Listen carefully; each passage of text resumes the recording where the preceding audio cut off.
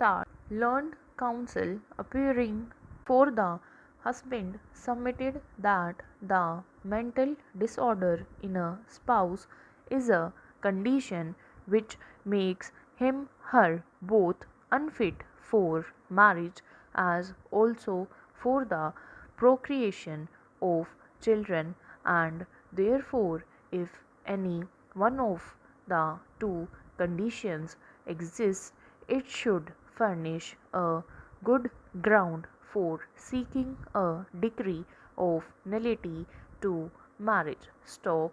There is no reported case of this court brought to my notice to assist me in proper interpretation of section 5 subsection I subsection B of the Act, and therefore I venture to construe it in the best possible manner to effectuate the intention of the legislature and for fulfilling the purpose of the provisions. Stop.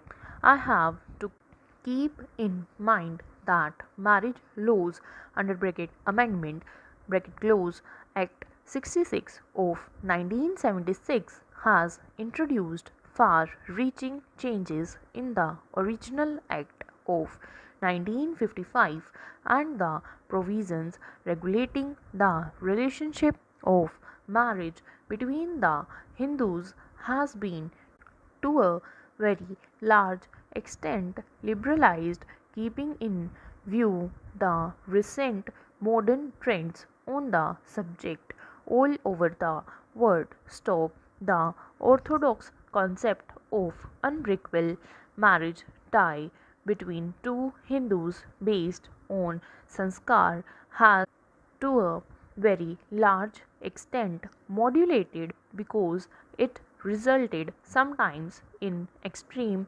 hardship and tragedy to the party suffered or aggrieved due to the serious handicap or position of the opposite party. Stop. Para. Sound mental condition of the spouses is prerequisite for solemnization of a valid marriage under section 5 subsection 2I subsection B of the Act. Stop. By the use of the expression mental disorder or minor abnormal behavior is not meant to disqualify a partner because from strict medical point of view no human being is 100% normal. Stop. It is therefore a mental disorder or a sufficiently grave and serious nature as will make marriage relationship hazardous is only taken as a disqualifying factor for a valid marriage between the parties. Stop.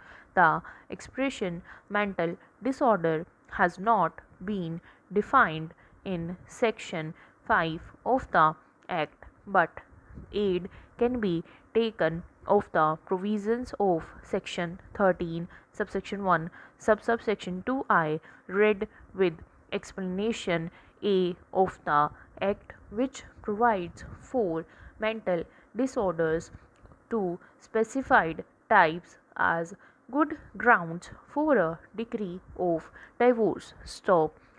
Any marriage solemnized whether before or after commencement of this Act may on a petition presented by either the husband or the wife be dissolved by a decree of divorce on the ground that the other party has been incurably of unsound mind or has been suffering continuously or intermittently from mental disorder of such a kind and to such an extent that the petitioner cannot reasonably be accepted to live with the respondent. Stop.